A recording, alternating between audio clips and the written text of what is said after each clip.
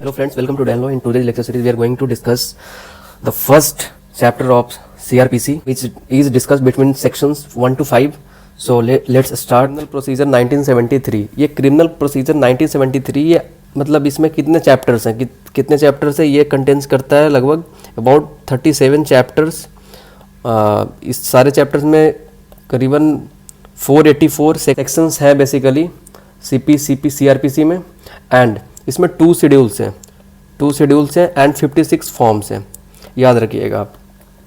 आते हैं an act to consolidate and amend the law relating to the criminal procedure so be enacted by the parliament in the 24th year of the Republic of India as follow. 24th years of the Republic of India as follows तब आया था ये। Chapter 1 की बात करें तो chapter 1 में क्या बात किया गया? चैप्टर 1 इज प्रिलिमिनरी, अर्थात short title extend and commencement this act may called the code of criminal procedure 1973.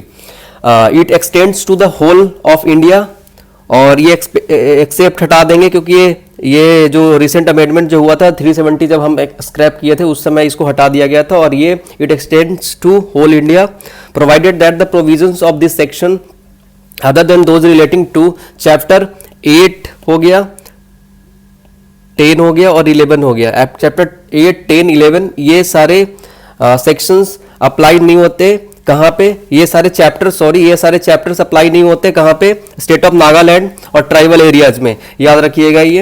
And but the concern state government may by notification apply such provisions or any of them to the whole or part of the state of Nagaland or such tribal areas as the case may be with such supplemental, incidental or consequential notifications as may be specified by notification. ये सारे notification के द्वारा होंगे। और explanation में ये बताया गया in this section tribal areas means territories which immediately before 21st day of January 1972, 21st day of January 1972 के पहले वाले जितने हैं ना, इसमें ये एप्लीकेबल नहीं होंगे, ठीक है। ट्राइबल एरियाज में ये CRPC जैसे नागालैंड में अभी जानते हैं, और कुछ ऐसे जगह है जैसे अंडमान निकोबार के कुछ ऐसे जगह जहां पे वो भी ट्राइबल एरियाज हैं जहां पे वो एप्लीकेबल नहीं होता CRPC। It shall come into the force the first day of April 1974, 1 April 1974 date याद रखिएगा। आगे आते हैं definition in this code unless the context otherwise requires a bailable offence. सबसे पहले आपको याद रखना पड़ेगा सेक्शन 2 डेफिनेशन क्लॉज है, बहुत ही इंपॉर्टेंट क्लॉज है, ये आपको याद ही रखना पड़ेगा। और सेक्शन 2 क्लॉज ए में बोला गया बिलेबल ऑफेंस के बारे में, means the offence which is shown as bailable in the first schedule or which is made bailable by any other law for the time being in force, and non bailable offence means any other offence. कहने का मतलब ये होता है कि जितने भी billable offence जो होते हैं, जो कि बिलेबल ऑफेंस होते हैं जो कि फर्स्ट शेड्यूल में made billable by any other law for the time being in force, and the non billable offense means any other offense, ठीक है। बिलेबल ऑफेंस वो ऑफेंस होते हैं जो कि नॉन कॉग्निजेबल केसेस में होते हैं, वो बिलेबल ऑफेंस होते हैं जिसमें सीवियर क्राइम आपने नहीं किया है, उसके लिए बेल आप ले सकते हो आसानी से। Non bailable offence are like in a case of cognizable cases where arrest without warrant could be take place. Okay, charge includes any head of charge when the charge contains more head than one. 2 clause B आते 2 clause C. Offense means an offense for which a cognizable case means a case in which a police officer may accordance with the first schedule or under any other law for the time being in force arrest without warrant. होता क्या है कि इसमें cognizable case में होता है कि cognizable case ये होता है, cognizable offences are what? Cognizable offences are non bailable offence, क्योंकि ये serious type nature of cases होते हैं। अरेस्ट विदाउट अरेस्ट वारंट, इसमें अरेस्ट कर सकते हैं बिना अरेस्ट वारंट के, ठीक है। याद रखिएगा 2 क्लॉज C याद रखिएगा। 2 क्लॉज A, 2 क्लॉज C ये बहुत इंपॉर्टेंट है सारे। D कंप्लेंट, 2 क्लॉज D भी आपको याद रखना है, बहुत इंपॉर्टेंट है as for examination point of view. Complaint means an allegation made चाहे तो ओरली होगा या फिर रिटन होगा, ठीक है, टू अ मजिस्ट्रेट, याद रखिएगा। आगे आते हैं 2 क्लॉज E में हाई कोर्ट के बारे में बताया गया है। 2 क्लॉज G, 2 क्लॉज एफ तो जानते, टू क्लॉज एफ में India means the territory to which this code extends. अब टू क्लॉज जी में बताया गया, टू क्लॉज जी में बताया गया inquiry means every inquiry other than trial, inquiry means every inquiry other than trial. और two clause H में investigation बताया गया है, टू क्लॉज एच में इन्वेस्टिगेशन बताया गया, टू क्लॉज जी में इंक्वायरी बताया गया। ये दोनों आपको याद रखना पड़ेगा। देखिए होता क्या है कि पहले एफआईआर होता है, एफआईआर जिस पे एलिगेशन लगता है, उसके बाद एफआईआर होता है, फिर इन्वेस्टिगेशन होता है, इन्वेस्टिगेशन होता है। इन्वेस्टिगेशन क्यों होता है? एविडेंस को कलेक्ट करने के लिए होता है, evidence for the collection of evidence investigation होता है। और एविडेंस कलेक्ट होने के बाद सेक्शन सीआर, जब पुलिस रिपोर्ट देती है तो सीआरपीसी 173 जब आप पढ़िएगा, जहां पे ये लिखा गया है कि police give to the magistrate, वहां पे पुलिस क्या करती है? मजिस्ट्रेट को रिपोर्ट देती है। पुलिस क्या करती है? मजिस्ट्रेट को रिपोर्ट देती है। Means the report of the police officer on the completion of investigation. उसमें बहुत कुछ होता है, नेम्स ऑफ पार्टीज होते हैं, नेचर ऑफ इंफॉर्मेशन होता है, names of persons who appear to be acquainted with the circumstances of the case, बहुत कुछ इसमें रिटन होता है। Whether the accused has been arrested or not, whether he had released on his bond and if so whether with or without securities, ये सारे होते हैं। और इन्वेस्टिगेशन के बाद इंक्वायरी और ट्रायल होता है। कई बार कंफ्यूजन होता है इन्वेस्टिगेशन, इंक्वायरी और ट्रायल, ठीक है, इन्वेस्टिगेशन, इंक्वायरी और ट्रायल। क्या हर केसेस पे इंक्वायरी बैठता है? नहीं, ऐसा नहीं होता है, हर केसेस में इंक्वायरी नहीं बैठता है। जब अगर इन्वेस्टिगेशन के बाद इंक्वायरी ट्रायल होता है तो मजिस्ट्रेट को डाउट होता है, अगर मजिस्ट्रेट को लगा कि हाँ इस पे इंक्वायरी बैठना चाहिए, तब उस पर इंक्वायरी बैठ सकता है। चाहे किसी चीज का केस हो, सपोज दैट कि मेंटेनेंस का केस हो, तो उस केस में अगर कोर्ट को लगता है कि इंक्वायरी बैठ जाए, या फिर मूवेबल प्रॉपर्टी का केस हो, या फिर करप्शन का केस हो, तो लगता है कई बार कि इस पर चार्जेस जो लगे, एलिगेशन लगे वो गलत एलिगेशन है, तो उस पर अगर डाउट लगता है मजिस्ट्रेट को, या फिर कोई इस पे बाहर से कोई इसका कोर्ट में अपील करता है कि नहीं ये जो लगाया गया जो इंजाम है वो गलत है, तो इस पे इंक्वायरी बैठती है ऐसे केसेस में।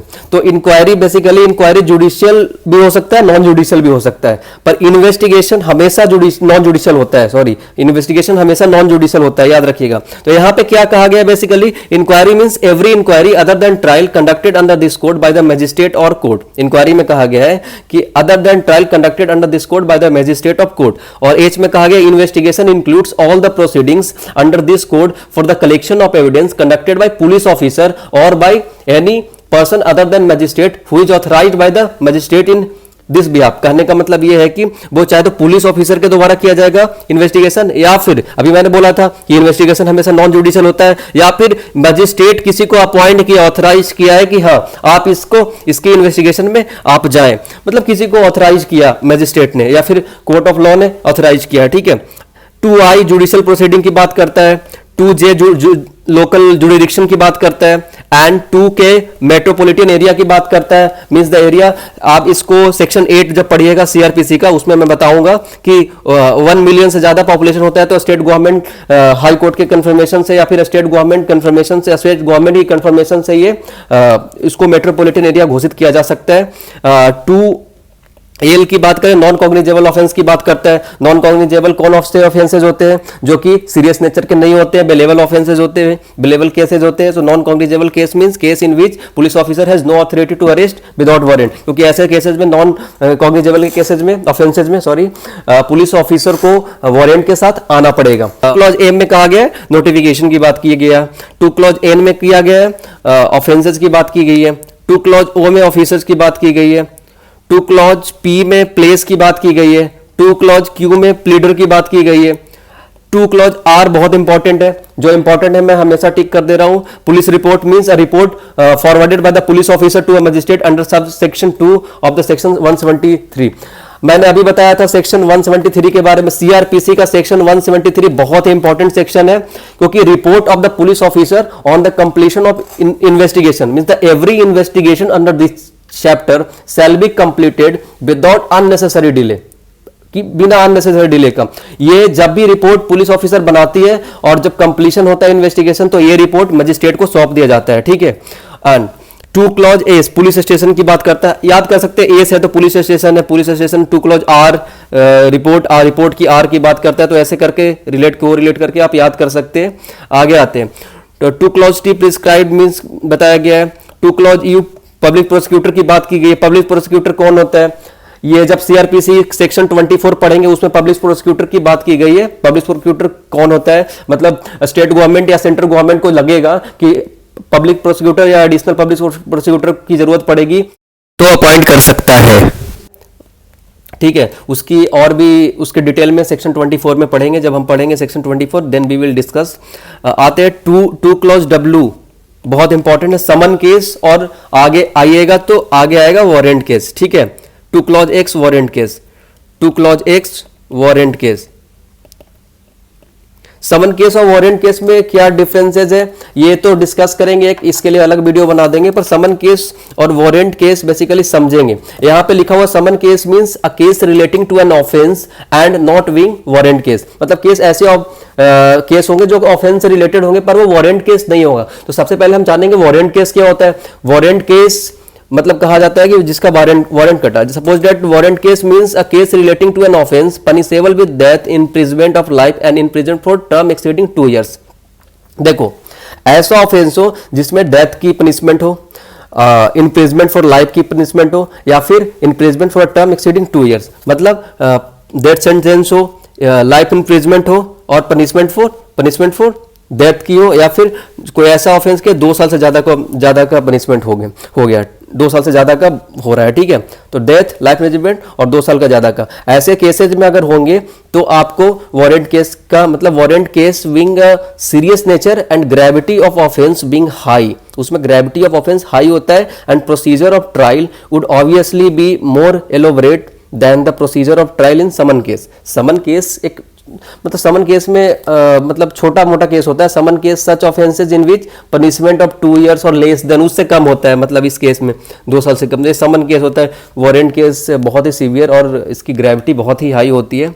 तो ये summon case basically two clause W में डिफाइन किया गया है और वारंट केस 2 क्लॉज एक्स में, याद रखिएगा ये बहुत इंपॉर्टेंट है दोनों। सेक्शन ऑफ रेफरेंसेज की बात की गई, मतलब references regarding magistrate, metropolitan area हो या फिर जनरल एरिया हो, इसमें जो मतलब रेफरेंसेज जो रिगार्डिंग मैजिस्ट्रेट होता है इसके बारे में बात की गई है। सेक्शन 4, सेक्शन 3 पहले बात किया था हमने, ये सेक्शन 3 में बात किया कंस्ट्रक्शन ऑफ रेफरेंसेज की। एंड सेक्शन 4 जो कि बहुत इंपॉर्टेंट, सेक्शन 4 भी means trial of offences under Indian penal code और other laws. Means trial of offences under Indian penal code और other laws. All offenses under the Indian Penal Code shall be investigated। जितने offences हैं Indian penal code के अंदर जो written है rules, वो सारे इन्वेस्टिगेटेड होंगे, into tried and otherwise dealt with according to the provision therein after content. जो प्रोविजन इसमें कंटेंट है। सेविंग्स जानते हैं, सेविंग्स में क्या होता है? No effect on special local laws. जो भी लोकल लॉज बनते हैं उस पर कोई प्रभाव नहीं पड़ना चाहिए। Suppose nothing content in this code shall in the absence of a specific provision to the country affect and special or local laws for the time being in force or any special jurisdiction or power conferred or any special form of procedure prescribed by any other law for the time being in force। करने का मतलब ये जाता है कि savings में basically no effect on special और local law. Special और लोकल लॉ जितने होते हैं उस पर कोई प्रभाव नहीं पड़ना चाहिए। Special law will prevail, not CrPC. Special. Thank you so much.